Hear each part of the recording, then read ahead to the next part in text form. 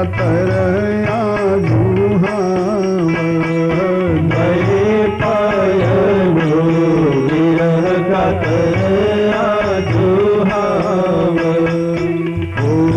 प्रेति तन्मय कय कर वो बीने दूत प्रेति तन्मय कय कर वो बीने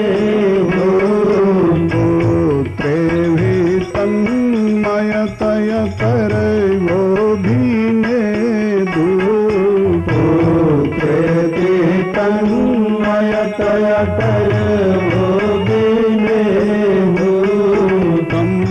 सर्वभूतैर्हृदयं मुनिमानतोऽस्मि तं सर्वभूतैर्हृदयं मुनिमानतोऽस्मि तं सर्वभूतैर्हृदयं मुनिमानतोऽस्मि तं सर्वभूतैर्हृदयं मुनिमानतोऽस्मि यम प्रवजंतमनुपेत कृत्यम। ભાગવતજીના શુભારંભમાં ભગવત ચરણારવિંદની પ્રાર્થના કર્યા પછી ગુરુ વંદનાની પ્રાર્થના આવે છે. ઘણીક વાર જે કાર્ય પરમેશ્વર ન કરી શકે એ કાર્યને ગુરુ કરી શકતા હોય છે. ગુરુનું મહત્વ થોડુંક એટલે ડાઉન કરવામાં આવ્યું કે ઘણીક વાર ગુરુ પાછા ભગવાનના સ્થાન ઉપર લોકો બેસાડવા માંડ્યા. ઈશ્વર સ્વરૂપને ખસેડીને ત્યાં ગુરુને પછી પધરાવવાનો પ્રયાસ થયો. પરમેશ્વરને છોડી દેવાનો પ્રયાસ થયો. ગુરુને થોડુંક વધારે પડતું મહત્વ આપવામાં આવ્યું. इसलिए हिंदू संस्कृतिना संतोए गुरु महिमा थोड़ोक डाउन कर्यो कि तमे गुरु ने भगवान मानो छो ए बराबर छे, परंतु एनो अर्थ एवो न करशो कि गुरु ए भगवान ज छे. जमवा बेसीए ने पछी पीरसनारो एम के एक छाश ल्यो तो आपणे एम कहीशुं कि भाई छाशू नहीं खाओ. अरे के दूध भूली जाओ, दूध जेवी छाश है. एनो अर्थ खानारो एम न समझे कि आ दूध छे, दूध जेवी छाश मीठी छे आवो अर्थ समझे. एम शास्त्रोए संतने जे भगवान कीधा छे एनो अर्थ ए छे कि जेम छाश दूधना जेवी छे पण ए दूध नथी. एम संत छे भगवाननु स्वरूप छे पण ए भगवान नथी. सुखदेवजी महाराज ने वंदना करी. हवे शौनकादिक ऋषिओनो जे प्रश्न हतो एनु समाधान सूत पुराणीजी पोते करी रह्या छे. प्रथम स्कंदमां घणी कथाओ छे. ए सारी एक कथा जो उठावा जाओ ऊंडाणथी तो संभव है कि तमने कदाच याद नहीं रहे. माणस बारगाम थी आयो, बस मांथी उतर्यो एटले पहलो वेलो जे गाम में आवेलो एटले कोई सज्जन ने एड्रेस बताव्युं कि मारे आ जग्याए जवुं छे. पेलो सज्जन वांचीने कहे छे कि आ बराबर छे, तमारे आ भाईने घरे ज पहोंचवुं छे ने. तो कि या तो जो आथी सीधा तमे चालजो. तमे 1 किलोमीटर जेटलो रस्तो कापशो ने एटले 3 रस्ता फाटशे. एमांथी राइट साइडना रस्ता पर तमे टर्न लेजो. त्यांथी तमे आगळ वधशो एटले 2 रस्ता फाटशे. एमांथी तमे लेफ्ट साइडनो रस्तो पाछो पकड़जो. त्यांथी आगळ चालशो ने एटले गोल राउंड आवशे के अने त्यां 4 रस्ता फाटता हशे. तो लेफ्ट साइड नो न पकड़ता, राइट साइड नो न पकड़ता, जे सीधो रस्तो जतो होय ए रस्ते आगळ वधजो के.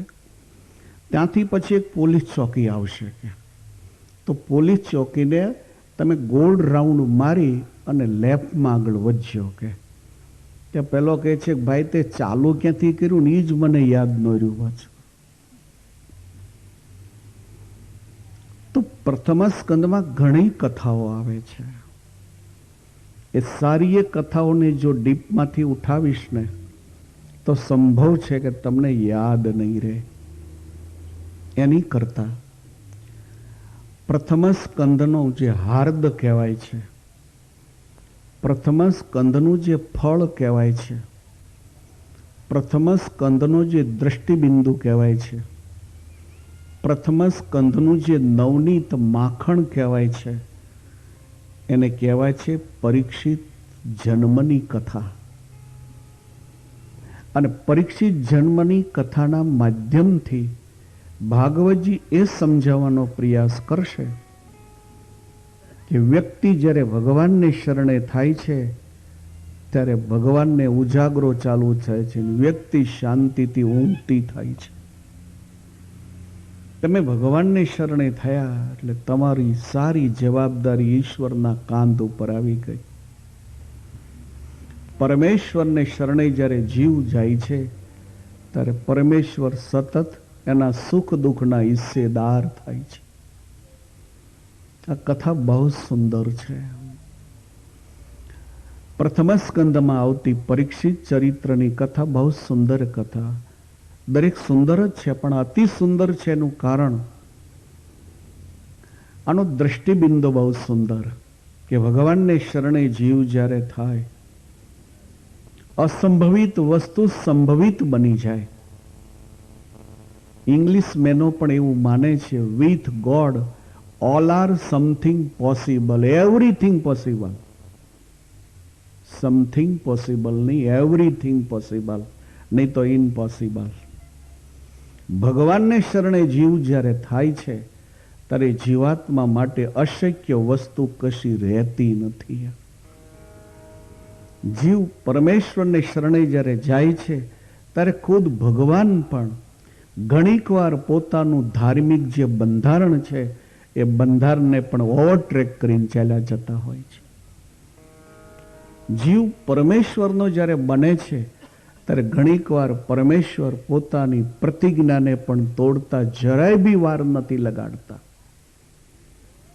પોતાના ભક્તથી ઈશ્વરને કશું વાલું નથી. આ પોઈન્ટ પ્રથમ સ્કંદે સમજાવવાનો પ્રયાસ કર્યો છે. ગોલોકાદિની ધામાની તથા યોગ પ્રભુતય,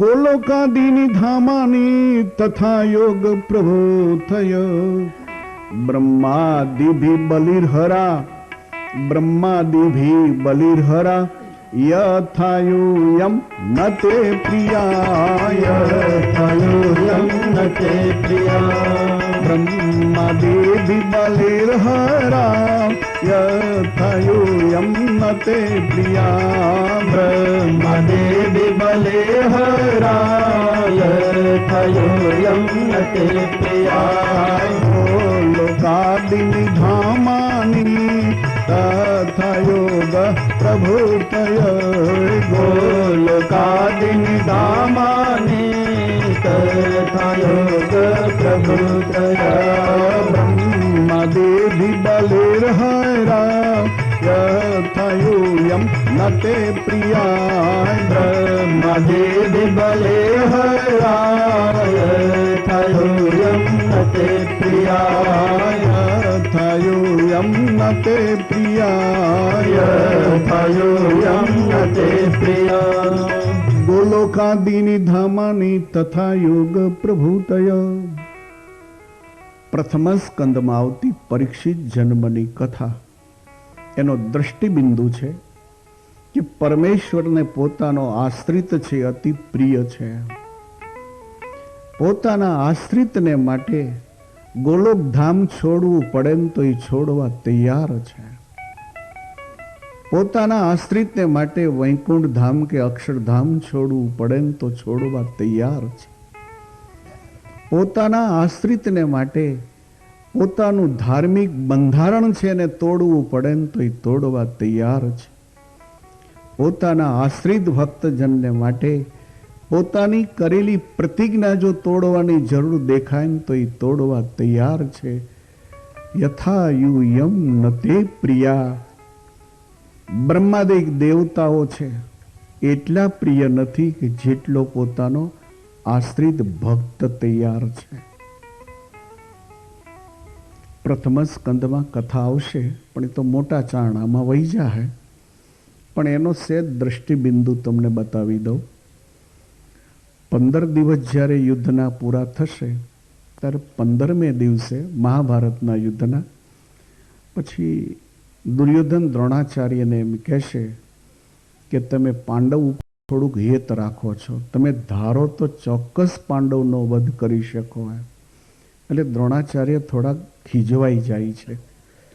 દુર્યોધનને એમ કહે છે, દુર્યોધન તો બહુ વધારે પડતું બોલી જાય છે. તારે માટે તો મેં મારી આખી જાન જોખમમાં મૂકી છે. મેં તારું ધ્યાન દોર્યું તું પહેલેથી કે કૃષ્ણ અને અર્જુન બે હશે ત્યાં વિજય હશે. હજી પણ તને એ જ વાત કહું છું કે કૃષ્ણ હશે જ્યાં અર્જુન હશે ત્યાં વિજય હશે. પણ એકવાર કૃષ્ણ અને અર્જુનને યુદ્ધ ભૂમિમાંથી જો ખસેડી દે તો 4 પાંડવને દોડે બાંધીને તારા હાથમાં આપી દો. દુર્યોધન કે સહી આચાર્ય, તો બિલકુલ સહી है. તો અર્જુન અને કૃષ્ણને હટાવી મેદાનમાંથી. તો યુધિષ્ઠિર, ભીમ, સહદેવ અને નિકુળ આ ચારેને દોડે બાંધીને તારા હાથમાં આપી દો. દુર્યોધન ખુશ થયો કે યુધિષ્ઠિરને તમે જો હાથમાં મને સોંપી શકો તો વિજય જ મને સોંપી દીધો તમે. તો પછી કાલે કૃષ્ણ અને અર્જુનને રણભૂમિમાંથી હટાવવાનું કામ મારો. તો આચાર્ય કહે છે તો એ ચારેને દોરડે બાંધીને તારા હાથમાં સોંપવાનું કામ મારો. આ રાત્રિના સમયમાં ફાઇનલ થયું. મારે તમને એ કહેવું છે કે પ્રથમ સ્કંદનો દ્રષ્ટિબિંદુ, પરીક્ષિતના જન્મનો દ્રષ્ટિબિંદુ કે ભગવાનને શરણે જીવ થાય તો જીવાત્માને માટે હર કોઈ વસ્તુ કરવા માટે ઈશ્વર કટિબદ્ધ છે. જો તમે ભગવાનને શરણે ન થાઓ તો તમારા કર્મ પ્રમાણે ભોગવ્યા કરીએ. તો પછી પ્રારબ્ધના પગે ચાલવાનું. અને પરમેશ્વરનો જો આશ્રય કરો તો પૈડેથી હાલવાનું. પૈડાવાળાને કંઈ પગવાળો કોઈ દી પોગે? જ્યાં 90ની સ્પીડમાં 100ની સ્પીડમાં કાર જાતી હોય ત્યાં મુઠ્ઠીઓ વાળીને આપણે ગમે એટલા દોડીએ, હાંફી જવાય. ઘણીક વાર કાર જતી ને પેલા કૂતર્યા દોડતા હોય, કેટલુંક દોડે. 5 મિનિટ દોડીને વાહ કરીને ઊભું રહે. પછી એમ પગથી તે કેટલુંક દોડાય. પરમેશ્વરથી દોડી શકાય, પરમેશ્વરથી સાઈડ કાપી શકાય. ચોકડી ખોદનારાને કોઈ દી સ્વપ્નું ન આવે કે હું હવે 1000 કાર લાવીશ. આવે સ્વપ્ન? અને આવે તો ખોટું હોય. એને સાયકલનું આવે બરાબર છે. એ તો ટેલિફોનની રિંગ ઉપર જ્યારે ભગવાન કૃપા કરે ને તે દી મોટર આવે. બાકી તો મોટર આવે પણ ગામમાં આપણે જોવા જવાની કે મિનિસ્ટર આવે છે લાલ બત્તીવાળી મોટર લઈ. બહુ સરસ પ્રથમ સ્કંદમાં આવતી પરીક્ષિતની કથા છે આ. જીવન ભગવાનને શરણે કરો. લેડીઝની શોભા એ છે કોઈ પુરુષની હારે અને લગ્ન કરી નાખવા, નહીં તો સાધુ થઈ જાઓ. લેડીઝ જીવનનો અર્થ એવો હોય કે કાં તો કોઈ પુરુષની હારે લગ્ન કરો તમે, કે જેથી એ તમારી જવાબદારીને સંભાળ્યા કરે. તમારી આબરૂ છે, તમારી લાજ છે, તમારી જરૂરિયાત છે.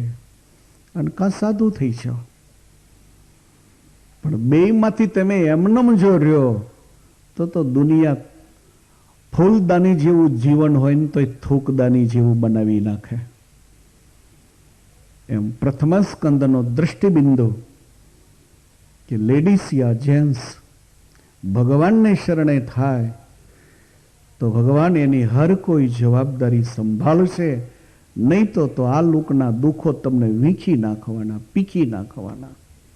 આખી જિંદગી થીંગડા માર્યા કરીને હાંધ્યા કરવાનું. દુનિયા જીવન કાઢે છે એમ આપણે બી કાઢવાનું. ભગવાનનો આશ્રિત જીવ જ્યારે થાય છે ત્યારે ભગવાન પોતાના બંધારણને પણ ઓવરટ્રેક કરી જાય છે. પોતાના કાનૂનો જે છે હિન્દુ ધર્મના કાનૂનની બહાર બેતા હોય છે. એટલે આ નક્કી થયું. એટલે દુર્યોધન અને દુશાસન બે જણા સંક્ષિપ્ત દેશના રાજકુમારો પાસે ગયા અને એને વાત કરી કે તમે બે જણા અર્જુનને યુદ્ધ માટે લલકારો. અર્જુનની પ્રતિજ્ઞા છે કે યુદ્ધ માટે આમંત્રણ જો આપે ને તો મારે આમંત્રણ સ્વીકારવું, માટે યુદ્ધની આમંત્રણ આપો. તો પેલા બે રાજકુમારો કહે છે પણ અર્જુનને યુદ્ધનું આમંત્રણ એટલે તો મોતને આમંત્રણ થાય. તો કે એક કામ કરો, એટલે હું યુદ્ધનું આમંત્રણ કહું છું અર્જુનને આપવાનું કે અર્જુનનો મુકાબલો ચાલુ થાય એટલે તમે પાછા હટવા મળજો. યુદ્ધની ભૂમિમાંથી પાછે હટતા અને 2-3 કિલોમીટર દૂર લઈ જાજો. આચાર્ય એવી પ્રતિજ્ઞા કરી છે કે અર્જુન અને ભગવાનને જો રણ મેદાનમાંથી તું બહાર હટાય તો યુધિષ્ઠિરને દોરડે બાંધીને હાથમાં આપી દો, અને યુધિષ્ઠિર મારા હાથમાં જો આવી જાય તો હસ્તિનાપુરનો વિજય મારા હાથમાં છે. એટલે પેલા બે જણા કહે છે ભલે. કે હવે રાત્રિનો સમય પૂરો થયો. અર્જુનને અને ભગવાનને આમંત્રણ આપ્યું. એટલે ભગવાન તો અર્જુનને કહે છે કે અર્જુન, આ લોકો તને યુદ્ધનું આમંત્રણ આપે છે પણ સ્વીકારીશ નહીં. ભગવાન જાણતા હતા કે આ સ્વીકારશે પણ હંકેલવાનું તો મારે છે ને પાછું. ઘણીક વાર તમે જોજો, બાપ મારશે પણ માં નહીં મારે. છોકરું તોફાન કરે ને તો પેલી ખીજવાય ને એમ કહે ખરી, રોયો ક્યાંથી પાક્યો, મારું તો લોહી પી ગયો, એ રોયો ઝાડવે પાક્યો. પણ મારશે નહીં એને. પછી ખીજવાઈને કહે છે તારા પપ્પાને આવવા દે પછી તારી વાત છે. હવે એના પપ્પાનો વાત કરે, ઓલો ખીજાઈને 2 લાફા નાખે તો એને હાથ નથી. પણ એ માં છે એ મારી નહીં કે એને એમ લાગશે કે માર્યા પછી એ રડશે તો છાનો મારે જ રાખવાનો ને પાછો. એટલે ભગવાન કૃષ્ણને એમ લાગ્યું કે આ તો આમંત્રણ હમણાં સ્વીકારી લેશે પણ હંકેલવાનું તો મારે રહ્યું ને પાછું. એટલે કહે છે કે અર્જુન કહે છે પણ મહારાજ મારી પ્રતિજ્ઞા છે કે યુદ્ધનું આમંત્રણ આપે એટલે મારે એ સ્વીકારવું જ રહ્યું. ભલે. તો એટલે અર્જુન અને ભગવાન પેલા બે સંક્ષિપ્ત દેશના રાજકુમારો છે એની સાથે યુદ્ધ કરવા ગયા. દ્રોણાચાર્યને સમાચાર મળ્યા કે આજે અર્જુન અને ભગવાન રણ મેદાનમાં નહીં આવે. દ્રોણાચાર્ય તરત ચક્રવ્યૂહનું આયોજન કર્યું. હવે એ જમાનામાં પાંડવ પક્ષની અંદર એવો કોઈ યુદ્ધ નહોતો કે ચક્રવ્યૂહને કોઈ ભેદી શકે એમ. અને આ સમાચાર ગુપ્તચર વિભાગમાંથી પાંડવ પક્ષને મળ્યા ત્યારે યુધિષ્ઠિરનું માથું નીચે ઢળી ગયું કે આજ તો મરી ગયા, આજ સાંજ પડવી કઠિન છે. પાંડવ પક્ષમાં સોપો પડી ગયો આખો. ધૃષ્ટદ્યુમ્ન દ્રૌપદીના ભાઈ એ પણ માથું નીચું ઢાળી ગયા કે આજે મોત આવ્યું, બહુ કર્યા તો અર્જુન છે નહીં. અને આચાર્યે ચક્રવ્યૂહનું આયોજન કર્યું. પણ અર્જુનના પુત્રનું નામ અભિમન્યુ છે. હિન્દુ સંસ્કૃતિની માની કૂક તો જુઓ તમે, હિન્દુ સંસ્કૃતિની માતાઓની કૂક જુઓ. આ તો એજ્યુકેશન તરફ આપણે હાવ ડાઉન થઈ ગયા. નહીં તો આપણા બાળકો, આપણા છોકરાઓ એના માથા કોમ્પ્યુટર જેવા હતા. પણ કોઈ વ્યવસ્થા ન થઈ આ દેશમાં કોઈ વ્યવસ્થા ન થઈ, જેને કારણે ડોબા ચારવામાંથી નવરા ન થયા. છોકરો એમનેમ જ રહ્યો કાયમ માટે. કોઈ વ્યવસ્થા નથી એમ. ભણાવવાની કોઈ વ્યવસ્થા નહીં. હવે વળી સ્કૂલો થઈ છે પણ સરકારે ગ્રાન્ટ કાઢી નાખી પાછી. હવે 80 વર્ષના ભણાવવાનું ચાલુ કર્યું, પ્રૌઢ શિક્ષણ શાળાઓ ચાલુ કરો. હવે 60 70 વર્ષને ઘૂંટાવે કને કાંઈ ની ક મોઢામાં દાંત નો ઈ ક બોલે કેમ? અને જીભ વળે 60 વર્ષે કાંઈ? કૂવામાંથી પાણી કાઢતા પહેલા કોસથી, હવે મોટરો થઈ, એ કોસને ઓલી હોંઢ હોય ને ચામડાની હોય. હવે એ કોહ જ્યારે છોડી દઈએ ત્યારે કોહને ખીચતે ટાંગ્યો હોય, એની ઓલી ચામડાની હોંઢ છે ને હુકાઈને એવી હજળ થઈ ગઈ હોય કે ડાયરેક્ટ જો વાળો ને તો એ ચામડું ત્યાંથી તૂટી જ જાય એમ. પછી એને 10-15 મિનિટ કે અડધો કલાક કૂવામાં બોળી રાખવી પડે, એ પછી ઓલી હોંઢ કૂણી પડે. બોલો એમ જીભ છે એ 70 વર્ષ સુધી ક બોલી કે ન હોય, હવે 80 વર્ષે ઘૂંટાવે કને એને પલળવાઈ દો. હોય બીજું હું ભણતો હતો ને મારી હારે બીજા ઘણા પટેલના છોકરાઓ ભણવા આવતા હતા. હું રાત્રિએ ટ્યુશનમાં જતો હતો, તો જે મને ટ્યુશન આપતા હતા એ બહુ સારા સત્સંગી હતા, કશો ચાર્જ નહીં એમ. તો 9 વાગે બધા ધૂન મંદિરમાં પૂરી કરીને પછી 35 40 વર્ષના બધા આવે એમ. તો એક બાલુભાઈ કરીને હતા, એને સ્પર્શ લખાવે પેલો ટીચર, સ્પર્શ બોલ કે, તો કે બોલ સ્પર્શ. તો વળી ઘડી ઘૂંટડો પીવે પાછો.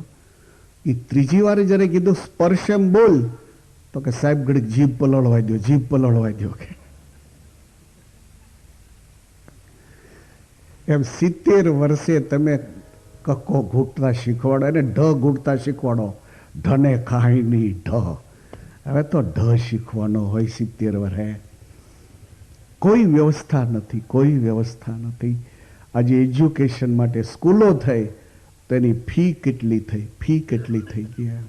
સારી સ્કૂલોની 100 રૂપિયા ફી, 4-5 બચ્ચા હોય તો એ મહિનાનું જે કંઈ દાડીનું આવે તેમાં વયું જાય પાછો. એમાંય સૌરાષ્ટ્ર જેવો સાવ લુખ્ખો પ્રદેશ, આકાશવર્તી ઉપર જીવવાનો પ્રદેશ હતો. અહીંયા પડીએ ને તો પાણો તોલામ વાગે, પાણી દેખાય. અમારા ચરોતરમાં આવો તમે, રસ્તા ભર્યા હોય પાણીથી, રસ્તાઓ ભર્યા હોય, કોઈ નાકું જ વાળતા નથી, કોઈ નાખું જ વાળતા નથી. કેટલું પાણી છે. ભણાવવાની વ્યવસ્થા નથી. મારે તમને એ કહેવું હતું કે આપણા હિન્દુ ધર્મની જે બહેનો છે એ વાઘેશ્વરીઓ કહેવાય. એના પેટમાં છોકરું હોય ને ત્યાંથી ભણીને બહાર આવે. અભિમન્યુ એની માના પેટમાં ભણ્યો તો, કોઠા વિદ્યા એમ કહેવાય છે. અભિમન્યુ જ્યારે સુભદ્રાજી પ્રેગ્નેન્ટ હતા એ ટાઈમે ભગવાન દ્વારકેશ બેનને વાત કરતા હતા 7 કોઠાની, આ ચક્રવ્યૂહની, અને ઓલું અંદર સાંભળે. વિચાર કરો તમે. એ આપણો હિન્દુ ધર્મ છે, એ આપણી હિન્દુ સંસ્કૃતિ છે. તો અભિમન્યુને સમાચાર મળ્યા કે મોટા બાપુજી ઊંડા ઉતરી ગયા છે. એટલે આવ્યા સભામાં અભિમન્યુ અને કહે છે, પિતાજી આપ કેમ? તો કે બેટા કંઈ નહીં, હવે તકલીફ એ વાતની છે કે તારા પિતાજી તો ગયા છે સંક્ષિપ્ત દેશના યુવરાજોની સાથે.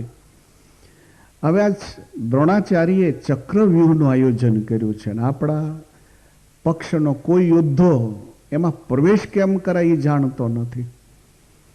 અભિમન્યુ કહે છે, આપ ચિંતા ન કરો મોટા બાપુજી, હું જાણું છું.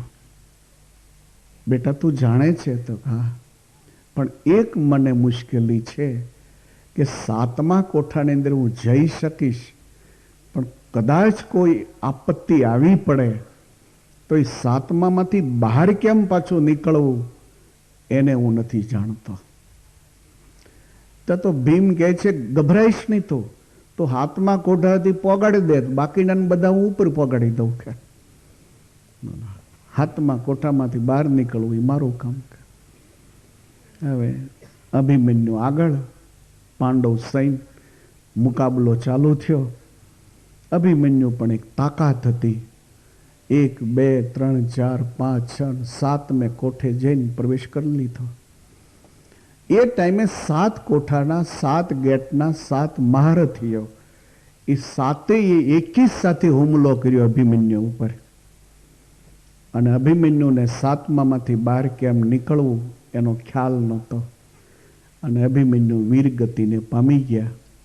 મારે તમને એ જ કહેવું છે, આનાથી પ્રથમ સ્કંદનો મિનિંગ કે ભગવાનને શરણે જો જીવ થાય તો ઈશ્વરને કોન્સ્ટિટ્યુશન બંધન નહીં કરી શકે. પરમેશ્વર કોઈનો પક્ષ નહીં લે, પણ આશ્રિતનો પક્ષ લેશે. ગોલોકાદીની ધામાની, ભગવાનને કોઈ પ્યારું નથી, પોતાનો આશ્રિત એટલો પ્યારો છે. બંધારણની બહાર કામ કરશે ભગવાન, એ મારે તમને બતાવવું છે. તો વીરગતિને પામી ગયા એટલે કૌરવ પક્ષ તો ખુશાલ થઈ ગયો. સાંજ પડી ગઈ. યુધિષ્ઠિર તો હાથમાં કંઈ આવ્યા નહીં. તે દિવસે અભિમન્યુની બોડી હતી એ પાંડવોએ સંભાળી અને છાવણીમાં લાવ્યા. પણ છાવણીમાં સોપો પડી ગયો પાંડવ પક્ષમાં. જવાન યુવાન દીકરો, માથે ચાદર બોડીને ઓઢાડી દીધેલી, અર્જુનની રાહ જોવાય. ત્યાં સાંજ પડી એટલે ભગવાન અને અર્જુન બે આવ્યા. એ ગેટ આગળ આવ્યા એટલે ચારે ભાઈઓ સફેદ કપડાં ઓઢેલા અને ગેટ ઉપર આવ્યા. યુધિષ્ઠિર આગળ. ચારે ભાઈઓને ધોતિયા અને ચાદર સફેદ ઓઢેલી જો એટલે અર્જુન આંચકો ખાઈ ગયા કે આ ચારે જણાએ સફેદ ચાદરો કેમ ઓઢી? એમ હજી અર્જુન કંઈક પૂછવા જાય ત્યાં યુધિષ્ઠિરે આવી ખભા ઉપર હાથ મૂકીને કહે છે, પાર્થ, થોડીક હિંમત ભાઈ રાખશે. જે કંઈ બને છે એ ભગવાનની ઈચ્છાથી જ બને છે. ત્યાં લેફ્ટ સાઈડનો ખભો ભીમે ચાલ્યો. અર્જુન કહે છે, પણ છે શું એમ? યુધિષ્ઠિર કહે છે, પણ તું શાંત, થોડોક શાંત થા. અર્જુન, આજ તારી અને દ્વારકેશની હાજરી નહોતી. આચાર્ય ચક્રવ્યૂહનું આયોજન કર્યું. અમે કોઈ જાણતા નહોતા. અભિમન્યુને સહારે અમે અંદર પ્રવેશ્યા, પણ આખો ચક્રવ્યૂહ અમે તરી અને કિનારે પહોંચતા અમારું નાવ ડૂબી ગયું. આટલી વાત કરતા તો યુધિષ્ઠિરે માથું નીચું ઢાળી દીધું. અભિમન્યુની બોડી ઉપરથી ઓલી ચાદર લઈ લેવામાં આવી, મોઢું ખુલ્લું કરવામાં આવ્યું. અને આ દ્રશ્ય જોઈ અર્જુન ઢગલો થઈ ગયા. તો સુભદ્રાજી ઊભા થઈને પછડાય, ઊભા થઈને પછડાય. એ ટાઈમે ભગવાન દ્વારકેશ ઊભા છે. સુભદ્રાજી ઊભા થઈને દ્વારકેશના ખભે હાથ મૂકીને કહે છે, દ્વારકેશ, મને તું ઓળખે છે? તો ભગવાન દ્વારકેશ કહે છે, બેન, આવો કેમ સવાલ કરે છે? તો કે હું તને એ કહું છું કે તું મને ઓળખે છે? સુભદ્રા આવી કેમ વાત કરે છે અત્યારે? તો તું મારી લાડલી બેન છો. અચ્છા, મારી પર તને લાગણી કેવી છે? સુભદ્રા, આજ આવું કેમ તું બોલે છે? તો કે મને મારો જવાબ જોઈએ, તું જવાબ આપ, બાકીની વાત પીછે કર. તો કે સુભદ્રા, લાગણી કેટલી છે તો તું બી અનુભવી શકી છો ને. અર્જુનની સાથે લગ્ન કરાવનાર હું હતો સુભદ્રા. મોટો ભાઈ તો વિરુદ્ધમાં હતો. દાઉ તો ખીજવાઈ ગયો તો, પણ મેં દાઉને શાંત કરેલ. તો લાગણી ન હોય તો દાઉ વિરોધ હોય તો અર્જુન સાથે તારા લગ્ન થઈ શકે. અચ્છા, હવે અર્જુન સાથે મારા જ્યારે લગ્ન થયા પછી પિતાજીએ મને કરિયાવર ઘણો કર્યો, પછી વડીલોને જ્યારે અમે બે જણા પગે લાગતા હતા, પછી જ્યારે તારી પાસે આવ્યા તો એ પ્રસંગ યાદ છે તને? દ્વારકેશ કહે છે, સુભદ્રા ભલી બાતી યાદ હે મુझे. અચ્છા, હું તારી પાસે આવી એટલે તે મને લઈને બાથમાં ભીડી લીધી. મારું માથું તારી છાતી ઉપર હતું. હું રડતી હતી, તું બી રડતો હતો. એ વખતે તે મને વાત કરી હતી કે બેન, કાપડામાં શું આપવું યાદ છે? સુભદ્રા પણ કાપડાને અત્યારના સમયને શું સંબંધ? દ્વારકેશ, અત્યારે એનો સંબંધ છે, इसलिए तो मैं पूछ रही हूं. तो कहिया मुझे याद है.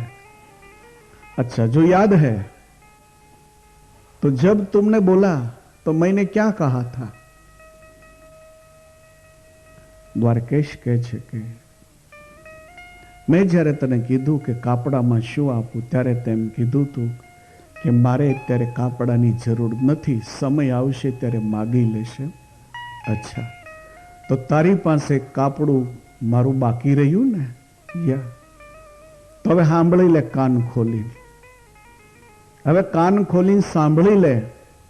આજ તારી આ સુભદ્રા બહેન કાપડામાં અભિમન્યુને બેઠો કરવાની માગણી કરે છે, માટે આપી દે કાપડું. આ છે. અને કાપડામાં અભિમન્યુ જીવતો કરવાની વાત આવી તો મહાભારત એમ કહે છે, દ્વારકેશ મોઢું ફેરવી ગયા અને કહે છે, સુભદ્રા असंभवित. यही संस्कार का नियम है.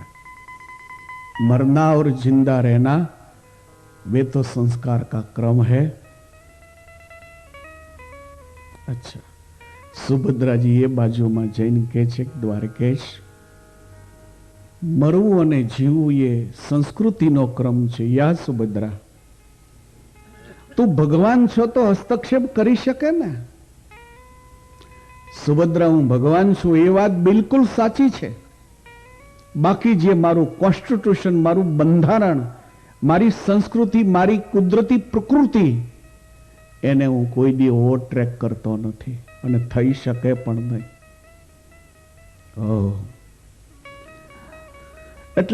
એટલે મરેલાને તું કદી બેઠો ન કરી શકે, ન થઈ શકે. संसार का यही नियम है. मरना संस्कार का नियम है. बस वे नियम के अधीन अभिमन्यु हुआ है. अच्छा, દ્વારકેશ, એક વાત પૂછી લઉં કે તું અને દાઉ બે જણા કંસ વધ કર્યા પછીથી સાંદીપનીના ગુરુકુળમાં ભણવા માટે ગયા, તે યાદ છે? યા.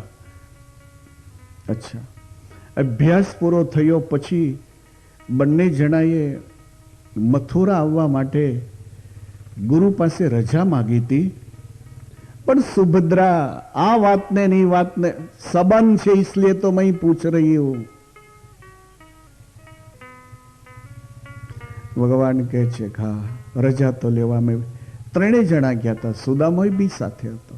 અચ્છા, હવે જ્યારે તમે ગુરુ પાસેથી રજા લીધી ત્યારે પૂછ્યું તું દક્ષિણામાં શું આપું? દ્વારિકેશને લાડ થઈ કે મર ગયે ફીર. હમણાં સુભદ્રા મારા ગળામાં ગાળીઓ નાખશે. યા, ગુરુદેવને કીધું તું દક્ષિણા શું આપું? ત્યારે ગુરુદેવે એમ કીધું હતું કે બસ મારી ભણાવેલી વિદ્યાથી જગતનું ઉત્થાન અને ઉદ્ધાર કરજો, એ મારી દક્ષિણા. अच्छा, गौराणी के पास गए थे? या ત્યાં શું કીધું તું? કીધું કે મેં હવે રજા લઈએ છીએ. आगे आगे आगे बढ़िए, आगे बढ़िए. और क्या बोला था? એટલું જ કીધું તું કે હવે મેં રજા લઈએ છીએ. તો કે સુભદ્રા એવી વિનંતી કરી કે અમે તો હવે ઘરે જઈએ છીએ, રજા લઈએ છીએ, તો દક્ષિણામાં શું આપીએ? फिर आगे बोलिए बोलिए, रुक क्यों जाते हो? એટલે ગોરાણીને જ્યારે એમ કીધું કે દક્ષિણામાં શું આપીએ, ત્યારે ગોરાણી એમ કહે છે, દક્ષિણાની અંદર મારો યુવાન દીકરો, અમે પ્રભાસમાં જ્યારે સ્નાન કરવા ગયા હતા ત્યારે સમુદ્રની વેળમાં સમુદ્રને ખેંચી ગયો હતો. બસ ગુરુ દક્ષિણામાં એ દીકરો મારે જોઈએ. પછી આગે બોલીએ. સુભદ્રાજી ગોરાણીએ માગણી કરી દક્ષિણામાં દીકરાની, એટલે પછી મેં લાવીને એને આપ્યો હતો. દ્વારકેશ, અભિમન્યુની સામે જ્યારે મેં વાત કરી મારા કાપડામાં તું તારા ભાણેજને બેઠો કર, ત્યારે તું એમ કહે છે કે यही तो मेरी संस्कृति का नियम है. तो गुरुपुत्રમાં તને નિયમ લાગુ ન પડ્યો? જે ગુરુપુત્ર ઓફ થઈ ગયો તો એને 10 વર્ષ વૈયા ગયા હતા. દ્વારકેશ, ગુરુપુત્રની બોડી ભી નહોતી. સમુદ્રમાંથી ગુરુપુત્રનું એક બોન ભી હાથ નહોતું આવ્યું. તો જે ગુરુપુત્ર ઓફ થઈ ગયો એને 10 વર્ષનો સમય વયો ગયો, એની બોડી ભી હાથ નહોતી, એક બોન હાડક્યું ભી હાથ નહોતું, છતાંય 10 વર્ષે તો ગુરુપુત્રને લાવીને દક્ષિણામાં આપે અને તારો ભાણેજ એની બોડી પડી છે, છતાં તું એમ કહે છે કે મારી સંસ્કૃતિ કા નિયમ है. मैं जवाब चाहता हूं तुम्हारी पास.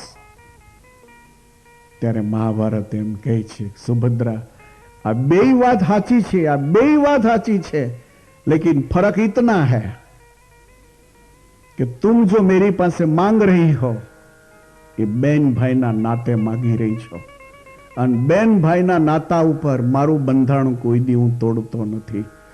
ગોરાણી જે માગી રહી હતી એ ભક્ત અને ભગવાનના નાતે માગી રહી હતી, इसलिए ભગવાન તરીકે અને ગોરાણી મારી આશ્રિત હતી એ નાતે મારા બંધારણને મેં તોડી નાખ્યું હતું. આપ સમજ ગયા ना, आश्रय का क्या परिणाम होता है. ભગવાનનો આશ્રય જીવાત્મા કરે, ભગવાનનો આશ્રય જો જીવાત્મા કરે તો પરમેશ્વર પોતાનો કોન્સ્ટિટ્યુશન, જેને બંધારણ તમે કહો છો ગુજરાતીમાં, એ બંધારણને પણ પરમેશ્વર ઓવરટ્રેક કરી જતા હોય છે. તો પ્રથમ સ્કંદમાં આવતી જે પરીક્ષિત જન્મની કથા એ બહુ સુંદર કથા છે. એક એક કથા બહુ સુંદર છે. તમે જેમ જેમ સ્કંદમાં આગળ વધશો ને, આ ઘઉંના પોંક જેવું છે. ઘઉંનો પોંક જેમ ચાવો ને મીઠાશ પકડે, જેમ ચાવો મીઠાશ પકડે. એમાં એને હૂકવીને પછી દળીને જાદરીઓ બનાવો, જો એની મજા. પછી એમ 80 વર્ષનો ડોહો ખાઈને તોય 5 ગાવ પછી દડ્યો જાય. એમ ભાગવતજીનો એકે સ્કંદ જાદરિયા જેવો સ્કંદ છે, અદ્ભુત સ્કંદ છે. બધી કથાઓ બહુ સુંદર છે, પણ બધી કથાઓ તો ન ઉઠાવી શકાય. એક સભામાં એક કથા ઉઠાવીશ કે જેનાથી તમને બરાબર પેલા પોઈન્ટો યાદ રહે. તો આજ પ્રથમ સ્કંદનો શુભારંભ થઈ રહ્યો છે, અને એમાં શૌનકાદિક ઋષિઓનો જે પ્રશ્ન હતો, સૂત પુરાણી એનો જે જવાબ આપી રહ્યા હતા, એ પ્રથમ સ્કંદની કથામાં પરીક્ષિતજીના જન્મની કથા આવશે. અને પરીક્ષિતના જન્મની કથાથી ભાગવત એ સમજાવવાનો પ્રયાસ કરશે કે હર કોઈ બેન છે કે ભાઈ છે એ ભગવાનને શરણે જો થાય, તમને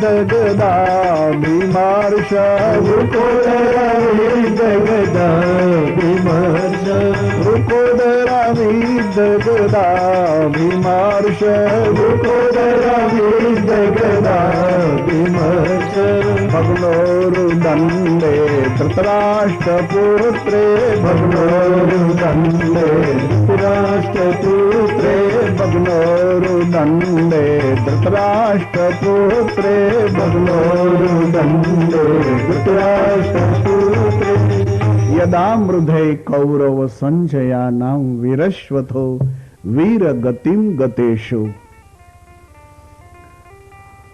ભીમની ગદાના પ્રહારથી જેની જાન તૂટી ગઈ છે આવો દુર્યોધન પીડ્યો છે. આ દ્રશ્યને જોઈને અશ્વત્થામા બહુ દુઃખી થયો. અશ્વત્થાએ દુર્યોધનને એક વાત કરી છે કે મિત્ર તારી આ સ્થિતિ, આ તારી ભાંગી ગયેલી હાલતને હું નહીં જોઈ શકતો, તો પછી હવે આમાંથી તારા આત્માને સદગતિ આપે. દુર્યોધન કહે છે કે મિત્ર મારા આત્માને આ શરીરમાંથી સદગતિ નહીં મળે. કેમ? અને એક વાત આપ યાદ રાખજો, જીવતા જેણે બીજાને શાંતિ લેવા દીધી નથી એને મરી ગયા પછી ભગવાન શાંતિ આપવાનો નથી. આ જગતમાં નિયમ છે ગીવ એન્ડ ટેક. અહીંયા તો શાંતિ આપો ને તો ભગવાન શાંતિ આપે. હિન્દુ સંસ્કૃતિનો નિયમ છે કર ભલા તો હોગા ભલા. જો શાંતિ આપશો ને તો ભગવાન શાંતિ આપે, નહીં તો ભગવાન શાંતિ આપે જ નહીં. આપણે ક્યાં મૃત્યુ થાય એટલે મેલા લેટરો આવે અને મેલો કાગળ આવે પછી એનો જવાબ લખીએ આપણે. એ જવાબ વાંચ્યા જેવો હોય. એમાં આપણે લખીએ કે તમારા પૂજ્ય પિતાશ્રીના સ્વર્ગ ગમનના સમાચારને સાંભળી અને મને તો ખૂબ દુઃખ થયું છે.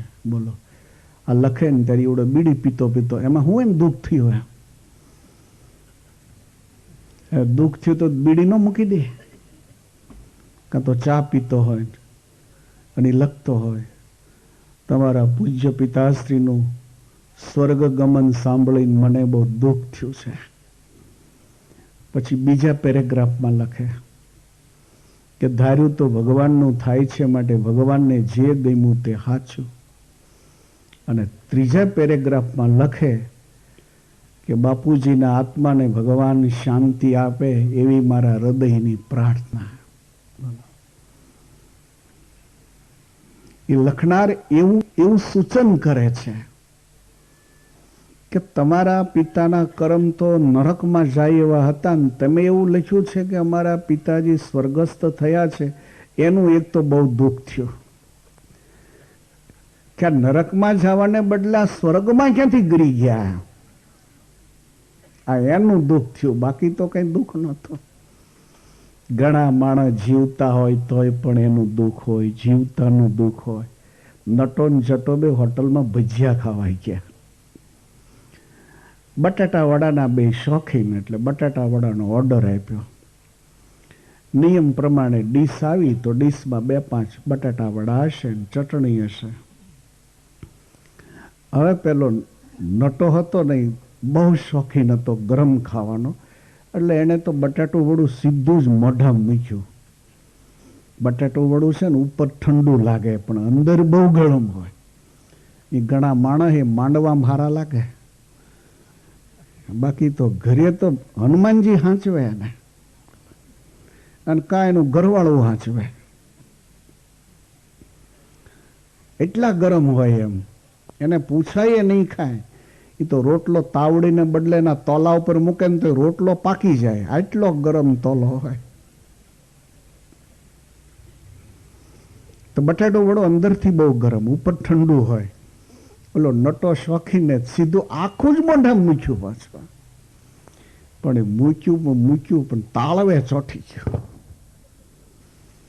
હવે નો હેઠું ઉતરે નો બહાર કઢાય, તો આંખમાંથી આહું નીકળી ગયા. ત્યાં સામે જટો બેઠો હતો. એટલે જટાને એમ લાગ્યું કે આ બટેટું ખાતા ખાતા રડવા કેમ મળ્યો? એટલે પેલો જટો કહે છે કે નટા કેમ રડવા કેમ મળ્યો? એટલે કહે છે કે મારા બાપુજીને બટાટા વડા બહુ ભાવતા હતા, મેં ખાધું ને મને યાદ આવી ગયા ને એટલે રડવું આવ્યું. માણસ કેવા થાય તમને બતાવવા, નમૂના જોવો.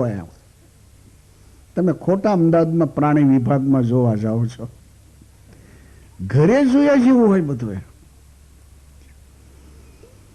કૂતર્યા પકડનારાનું પાંજરું એક ભાઈને ઘરે મૂકીને ઓલા કૂતર્યા પકડવા ગયા. તે ઘરમાં જે બેન રહેતા હતા ને એનો હસબન્ડ તૈયાર થતો હતો બહાર જવા. પેલી બેન ભાળી ગઈ કે કોઈ કૂતરા પકડવાનું પાંજરું આપણા ઘર પાસે મૂકી ગયા. એટલે એના હસબન્ડને કહે છે તું બહાર જઈશ નહીં કે કેમ? તો પેલા કૂતરા પકડવાનું પાંજરું મૂકી ગયા છે. હવે બેન તો એને જે સમજતી હોય. માણસ કેવા થાય તમે જુઓ. કુદરતે પણ સૃષ્ટિ બનાવી, કલર વાળી બનાવી. એમ આપણને એમ લાગે કે વાહ ભગવાન તું પણ કમાલ કરે છે. જેટલા કલર એને સૃષ્ટિમાં પૂર્યા ને એટલા જ માણાના સ્વભાવમાં પાછા કલર પૂર્યા. જુદા જુદા કલરના માણા. હસબન્ડ વાઈફ કાંકરિયા જોવા ગયા જૂ વિભાગ. તો વાંદરો છે ને એલો પુરુષ એની વાઈફને કે આપણે એવો વાંદરો વસાવવો છે. તેની વાઈફ કહે છે કે આપણે કાંઈ વસાવવો નહીં, તમે છો ને બધું છે મારે કે.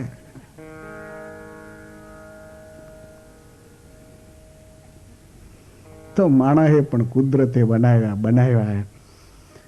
હવે ઓલાના ગરમમાં ગરમ બટાટું વડું ખવાઈ ગયું એટલે આંખમાંથી આંસુની ધાર થઈ ગઈ. એટલે જટો એમ કહે છે કે નટા શું થયું તને? એમ કેમ રડવા કેમ મળ્યો? એમ હવે સાચું જો બોલે તો ઓલો બિચારો ખાય નહીં ને. એમ પણ હવે આને હલવાડવો છે એટલે આપણી પ્રકૃતિ જેવી છે, માણસની પ્રકૃતિ જેવી છે કે એક ડૂબો એટલે બીજાને ડૂબાડવો છે. ભગવાન સ્વામિનારાયણ દરબારોની સાથે વડતાલ જતા હતા. રાતનો ટાઈમ હતો. એમાં સુરાખચરના ઘોડા ઉતરશું થયેલું. તેમ થયું કે સામે પાણી જેવું કંઈક દેખાય છે એટલે એમાં પાઈ લો એમ. પણ ખરેખર પાણી નહીં, કાદવ જ હતો. પણ ચંદ્રની કિરણોથી એમ લાગતું હતું પાણી છે. એમ એ અંદર ઘોડું નાખ્યું ત્યાં તો ગોઠણ સુધી ઘોડું ખૂતી ગયું. સુરાખાચરને થયું મરી ગયા તો કાદવમાં ખૂત્યા. હવે કોણ કાઢ્યા રાતમાં? અને ઓલા કાઠી દરબારો તો બધા હાલ્યા જાય છે. સુરાખાચરને થયું કે જો બોલાવીશ ને તો આવશે નહીં મને કાઢવા કોઈ. એટલે મળ્યા બોલવા ત્રોત્રો ત્રોત્રો. તો બીજા દરબારોને થયું મળું પાણી લાગે છે કાં તો સુરાખાચર પાણી પાતા લાગે. બીજા 7-8 જણા ઘોડા નાખ્યા અંદર.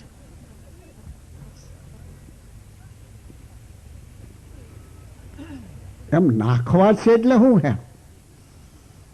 એટલે પેલા જટાએ નટાને પૂછ્યું ત્યાં ભજીયું ખાધું, રડવા કેમ મળ્યો? એમ તો કે મારા બાપુજીને ભજીયા બહુ ભાવતા હતા કે, અને મેં ખાધું ને એટલે મને મારા બાપુજી યાદ આવી ગયા ને એટલે રડવું આવી ગયું.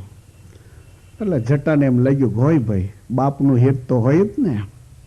એટલે એને નહીં નાખું મોઢામાં મૂક્યું. હવે એને મૂક્યું તેને તાળવે ચોંટી ગયું. પેલો નટો કહે છે કે તમે કેમ રડવા માંડ્યા? તમે કેમ રડવા માંડ્યા? ત્યારે જટો કહે છે કે મને તમારો બાપ યાદ આવ્યો ને એટલે કે હું રડવા માંડ્યો. પેલો નટો કહે છે કે મને મારો બાપ યાદ આવે ને હું રડું બરાબર છે, પણ તમને મારો બાપ યાદ આવ્યો ને તમે કેમ માંડ્યા રડવા? તો કે મને તારો બાપ યાદ આવ્યો એટલે રડવું એટલે આવ્યું કે તારો બાપ મરી ગયો તો તને મુક્તો હું કરવા ગયો? એમ તને જો હારવાર લઈ ગયો હોત ને તો મારે તો આ તાળવે ચોટ જ નહીં બટાટો ઓળો.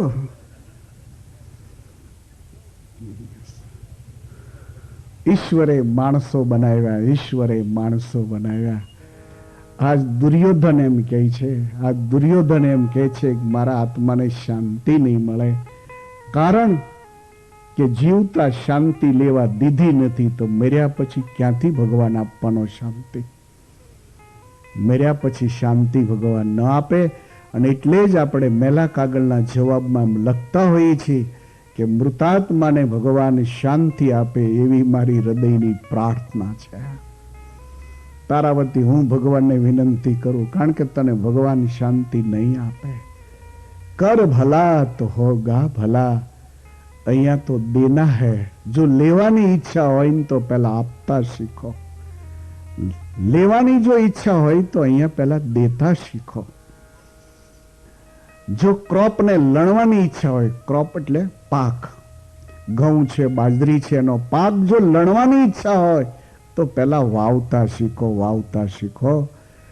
આખું વરસ ચોરે બેહી અને બીડીયું જ હળગાવી હોય અને પછી વરસાદ થાય અને પછી ખેતરમાં ગાડું લઈને લણવા જાય. હું લણો ત્યાં? ઘાસ વાઢો થાય. ગઢાણ થઈ ગયું હોય, ગઢાણ થઈ ગયું હોય. એ તો પહેલા પુરુષાર્થ કરો તો એમાંથી પામો. પુરુષાર્થ સિવાય કોઈ પામી શક્યો છે? તો પ્રથમ પુરુષાર્થ કરવો, ત્યાર પછી પામી શકાય છે.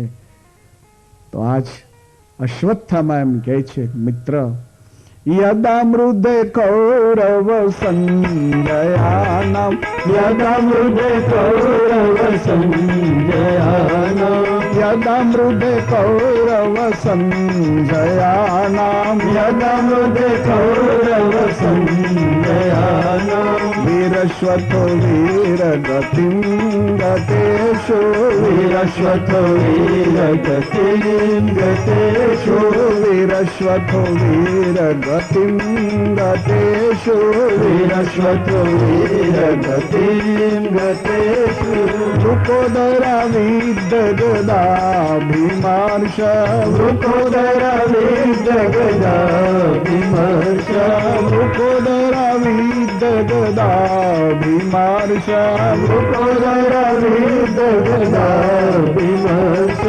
ભગ્નોરુ દંડે ધૃતરાષ્ટ્રપુત્રે, ભગ્નોરુ દંડે ધૃતરાષ્ટ્રપુત્રે, ભગ્નોરુ દંડે ધૃતરાષ્ટ્રપુત્રે, ભગ્નોરુ દંડે ધૃતરાષ્ટ્રપુત્રે, ભગ્નોરુ દંડે ધૃતરાષ્ટ્રપુત્રે.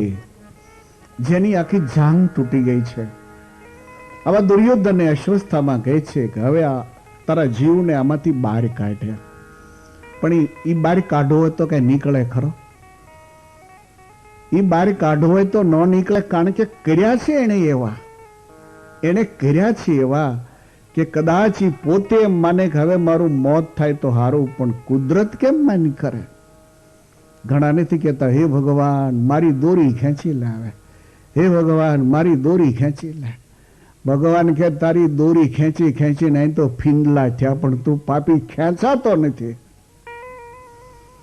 અને ઘણા તમે જોજો, આપણને એમ લાગે કે કાકા ગયા હે એટલે ખાટલે હેઠા લઈએ, એમ આ જાય ત્યાં તો આંખ ઉગાડે, હજી કેમ ગાંડો ન આવ્યો? લે હવે ગાંડો નહીં આવે, હવે આવશે યમવાળો, હવે ઈશ્વરના ઘરેથી આવશે, હવે કોઈ નહીં આવે. ફરી આંખ ઉગાડે માણસ પાછો. આવા માણસોનું મોત તમે જોશો ને તો સારું નહીં હોય. અશ્વત્થામાને કહે છે કે મિત્ર, જો તારે મિત્રપણું નિભાવવું હોય, અત્યાર સુધી મારીને તારી જે ભાઈબંધી હતી એનું કોઈ પણ લેણું તારે ચૂકવવું હોય તો 5 પાંડવમાંથી એકનું માથું જો લાવી આપ, મારું તારું મિત્રપણું એનું ઋણ તે ચૂકવી દીધું માનીશ. એકનું માથું લાવતાની સાથે 20 મિનિટે આ શરીરમાંથી હું ચાલ્યો જઈશ. અશ્વત્થાના કપાળમાં પોતાના જ બ્લડનું સરસેનાપતિ પદનું તિલક કર્યું છે. અને અશ્વત્થામાં પણ પાગલ બન્યો હતો. કે છે કે દુર્યોધન સાંભળી લેતો, બની શકશે તો 5 માથા લાવીશ, નહીં તો એકનું તો માથું લાવીશ. અને એક હશે ભીમ, ભીમનું માથું લાવીને તને સોંપી દઈશ. દુર્યોધન ખુશ ખુશ થઈ ગયો. સાંજનો સમય હતો, સૂર્યાસ્ત થઈ ચૂક્યો હતો. આ ત્રણેય જણાએ નિર્ણય લીધો કે પાંડવને લલકારવાથી પહોંચી નહીં શકાય. હવે તો કે વિજયના ઉલ્લાસમાં આ સારો એ પાંડવ વર્ગ શાંતિથી ઊંઘતો હશે. અને એક વાત આપ યાદ રાખજો, નિશ્ચિંત બનનારો માણસ, નિશ્ચિંત બની જનારો માણસ હંમેશા ગુમાવતો હોય છે, ગુમાવતો હોય છે. માટે બિઝનેસમાં નિશ્ચિંત ન બનો, કોઈ પણ ઘર કાર્યમાં નિશ્ચિંત ન બનો. ગમે એટલો સારો બિઝનેસ ચાલતો હોય ને તો દિવસમાં એકવાર તો બિઝનેસ ઉપર જઈ આવો છે. ખેતીમાં કશું કામ ન હોય ને તો એકવાર તો ખેતરે જઈ આવવું હોય.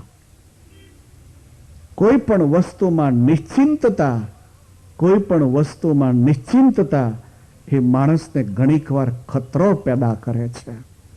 સજાગ રહો, એલર્ટ જેને ઇંગ્લિશમાં કહેવાય. તમે એલર્ટ રહો, જાગ્રત રહો.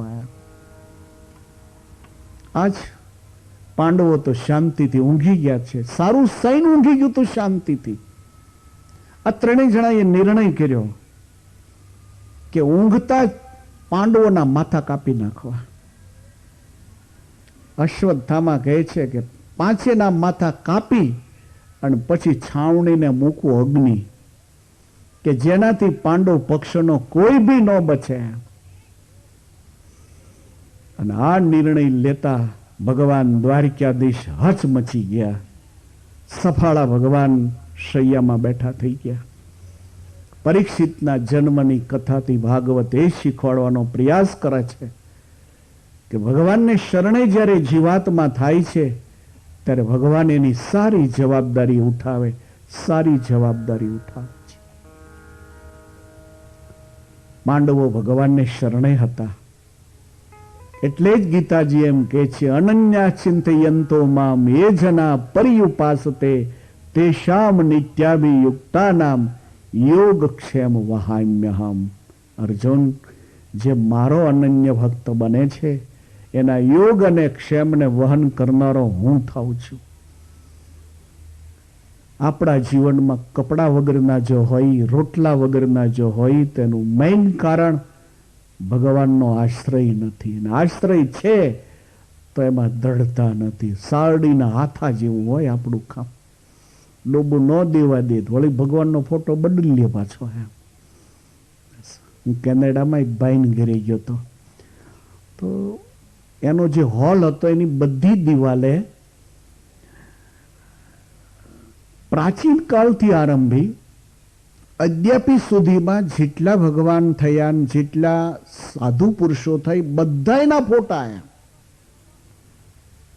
આખી દિવાલો ચિક્કાર ભરેલી. એટલે મને એમ થયું કે આને હું પૂછું, પણ એમ થયું કંઈ નહીં, આની શ્રદ્ધાને મારે ક્યાં ઠોકર લગાડવી, મારે જાજો ટાઈમ નહોતો. હવે આરતી કરીને ત્યાં ઠાકોરજીની સામે આરતી મૂક પડતી ને ઓલી ચારે દિવાલોમાં ફોટા આવે, એ ન્યા મીડો ભાઈ આરતી કરવા. મને એમ થયું કે આરતી થઈ રહ્યા પછી મારે કહેવું તો ખરું જ. એટલે આરતી પૂરી થઈ મેં પૂછ્યું કે તમે તો આ એશન્ટન અને મોર્ડન આ બે ભગવાનના ફોટા રાખ્યા છે, રામ શ્યામ ઘનશ્યામ, એ સિવાયના બીજા બધા જે આધુનિક ભગવાન થઈ ગયા એ આધુનિક ભગવાનને બધાના ફોટા રાખ્યા છે? તો મને કે હા સ્વામી, કોઈ ભગવાનનો ફોટો બાકી જ નથી. કે તમે તો આટલા બધા ભગવાનના ફોટા શું કરવા રાખ્યા? પણ એને જવાબ મને સરસ આપ્યો.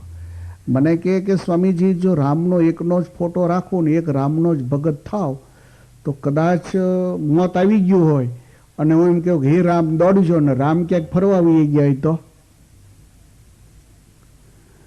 નકરા ભગવાન કૃષ્ણનો ફોટો રાખું ને કૃષ્ણનો ભગત થઈ જાઓ અને કદાચ કંઈ એવું બને ને એમ કહું હે રાધે કૃષ્ણ બચાવો, હવે રાધે કૃષ્ણ બગીચામાં ગયા હોય તો? એટલે મેં તો બધાને રાખ્યા છે, કોક તો હાજર હોય ને. કે અનન્યા ચિંતયંતો મામ, ભગવાનનું જે સ્વરૂપ તમને રામ શ્યામ और ઘનશ્યામ, હિન્દુ સંસ્કૃતિમાં ઘણા ભગવાનના સ્વરૂપો છે, પણ રામ, શ્યામ અને ઘનશ્યામ અદ્ભુત સ્વરૂપ છે. આ ત્રણમાંથી તમને જે સારું લાગે એનો આશ્રય કરો. આશ્રય કરશો તો ભગવાન જોખમ ઉઠાવશે, નહીં તો જોખમ નહીં ઉઠાવ. ફાટી ગયેલા લેંઘાવાળાને કોઈ છોકરી પરણી હોય તો એ ફાટી ગયેલા લેંઘાવાળો વિચાર કરતો હોય કે હવે એની જવાબદારી મારા ખભે છે. પછી એને તમે કંઈ ખાવા આપશો ને તો એકાદું પીસ ખાહે ને તરત કાગળનું પડીકું વાળશે. એને પૂછ્યો તમે ક્યારેક, એને પૂછ્યો તમે કે આ સરસ આઈટમ છે, ખાઈ જા ને, 2 પીસ આપ્યા છે. તારે એમ કહેશે કે એક તો મેં ખાધો પણ એક મારી ઘરવાળી માટે લઈ જાઓ ને. કે દેખો, ફાટી ગયેલા લેંઘાવાળાને પણ એમ થાય, ફાટી ગયેલા લેંઘાવાળાને પણ એમ થાય મારી આ ફરજ છે, મારી જવાબદારી છે. તો ભગવાન છે એની શરણાગતિ તમે સ્વીકારશો, ભગવાન તમને નહીં ભૂલે, તમને નહીં ભૂલે. માણસ ભૂલી જવાના સ્વભાવ વાળો, આપણે એને ભૂલી જઈએ છીએ, આપણે ભૂલી જઈએ છીએ.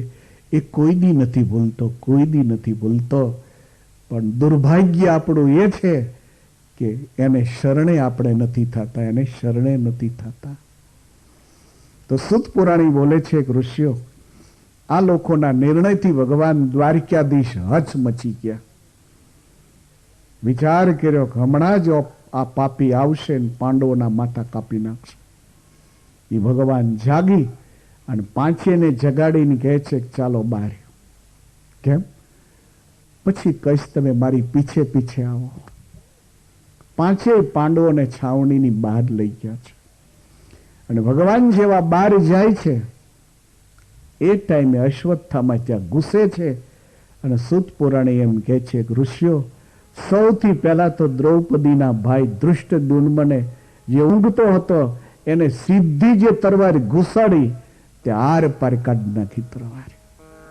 ઉકારો બી નહીં થવા દીધો. એમ ધૃષ્ટદ્યુમ્નને મારીને જે આગળ વધે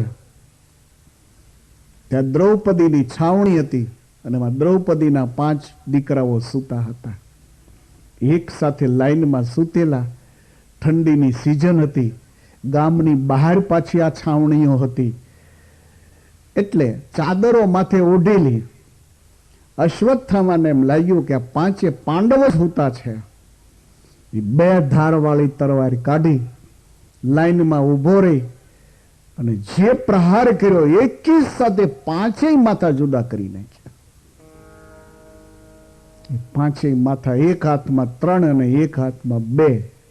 આ માથા લઈને છાવણીની બહાર નીકળતા કૃતવર્મા અને કૃપાચાર્યને કહે છે કે મામા, આ 5 દુશ્મનના માથા હવે હાથમાં છે. પાંડવના રહ્યા સયા સેનાપતિઓને મેં મારી નાખ્યા છે. આમ જનતાને મારવાનો કોઈ અર્થ નથી આવે. માટે હું જાઉં છું દુર્યોધન પાસે અને આજ 5 માથાનું આજ મિત્રપણાનું ઋણ હું ચૂકવી દઈશ. સુત પુરાણી બોલે ઋષિઓ, અશ્વત્થામા આવ્યો, સૂર્યોદયનો ટાઈમ થવા આવેલો. દૂરથી અવાજ કર્યો છે કે મિત્ર એક નહીં 5 ના લાવ્યો છો.